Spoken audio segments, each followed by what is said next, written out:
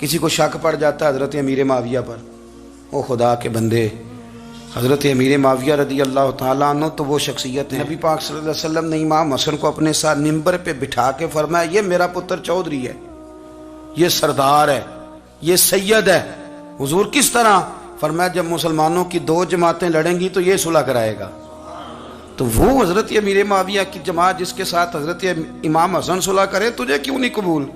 بلا وجہ الجھتے ہو، بلا کہتے جی وہ یزید کے ابا جی تھے، تو نوح علیہ السلام کا بیٹا بھی تو کافر تھا نا، تو کافر کا باپ ہونے کا معنی یہ ہے کہ آپ الزام لگا دیں گے؟ عجیب آپ بات کرتے ہیں۔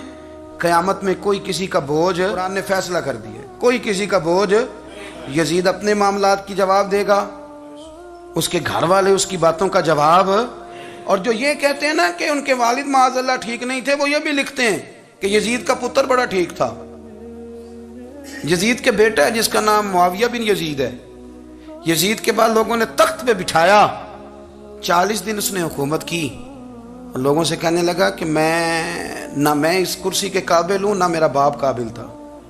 یزید کا پتر فرمایا نہ میں اس قابل ہوں، نہ میرا ابا قابل تھا، میں اس کرسی پہ کیسے بیٹھوں جس کے پایوں میں محبوب کی اولاد کا خون ہو؟ تلاش کر لو کوئی اپنا امیر، 40 دن کے اندر بندہ تلاش کر لو، میں اس قابل نہیں۔ تم یہ تو لکھتے ہو اس کے بیٹے کے بارے میں، یہ کیوں نہیں مانتے کہ حضرت امیر معاویہ کے ساتھ امام حسن نے صلح کی؟ آپ بات کو سمجھیں۔ اور کچھ اتنے بیوقوف ہیں، اتنے نادان ہیں، ان کو کوئی اور بات نہیں ملتی تو کہتے ہیں امام حسین کو آنا نہیں چاہیے تھا، حکومت بن گئی تھی، یزید بیٹھ گیا تھا، معاذ اللہ۔ پتہ ہے حضرت عبداللہ بن زبیر کیا فرماتے تھے؟ فرماتے تھے ہم تو یزید کے خلاف اس وقت نکلے کہ ہمیں یقین ہو، یہ اس بندے کی بات بتا رہا ہوں جسے گٹی میرے نبی پاک نے لواب دہن سے عطا فرمائی، لواب دہن سے گٹی دی رسول کریم۔ حضرت ابوبکر صدیق کے سے حضرت زبیر بن عوام جو حضور کی پھپھی کے بیٹے ہیں، ان کے بیٹے حضرت عبداللہ بن زبیر کہتے ہیں ہم تو یزید کے خلاف اس وقت نکلے کہ ہمیں ڈر تھا، اگر اب بھی نہ نکلے تو آسمان سے پتھر برسیں گے، کہیں ہمیں سزا نہ ملے۔ اتنا بڑا مجرم اور تم کہتے ہو امام حسین کو نکلنا نہیں چاہیے؟ تو خرابی ہوتی ہے میرے عزیز، خرابی ہوتی۔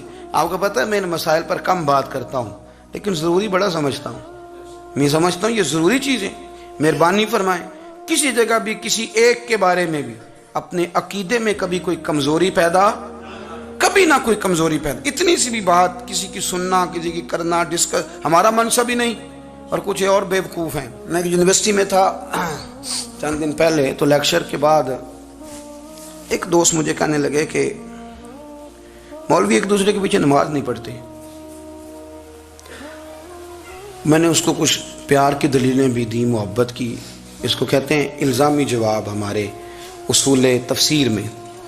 میں نے اسے کہا کہ ایک ڈاکٹر سے دوائی لے لیں، دوسرے کے پاس جائیں تو کہتا ہے اسے تو پتہ ہی کو نہیں، تم غلط آدمی کے پاس چلے گئے۔ تو اس سے آپ کو ٹینشن نہیں ہوتی؟ یہ روز سیاستدان دھما چوکڑی مچا رہے ہوتے ہیں کہ فلانا چور ہے، فلانا چور ہے، تو اس سے نہیں ٹینشن، مولویوں کی ٹینشن ہے تمہیں۔ کہنے لگا جی نہیں، کیوں نہیں نماز پڑھتے؟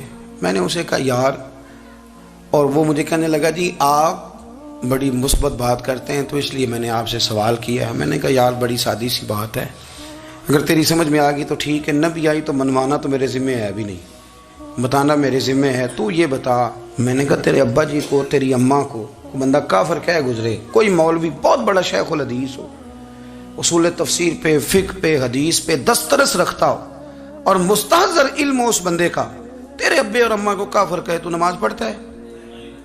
کہنے لگا نہیں۔ تو میں نے کہا جو میرے نبی پاک کے ماں باپ کو مشرک مانے، اور میں نے کہا اگر تم نے دلیل چاہیے ہوگی تو بندے میں تمہیں دوں گا، اور بائی نیم دوں گا، اور میں ان کی تحریریں تمہیں دوں گا جو مر گئے یہ لکھتے ہوئے کہ چونکہ وہ پہلے چلے گئے تھے، انہوں نے کلمہ نہیں پڑھا، لہذا معاذ اللہ صبح معاذ اللہ دوزخ میں جائیں گے۔ تیرا حوصلہ پڑھتا ہے تو پڑھ نماز، میرا تو نہیں پڑھتا، میں کیسے پڑھوں؟ اور اس قدر کمزور نظریے ایک آدمی کے اپنے قلم سے لکھتا ہے، اپنے قلم سے اپنی کتاب میں لکھتا ہے کہ جس مچھلی کے پیٹ میں حضرت یونس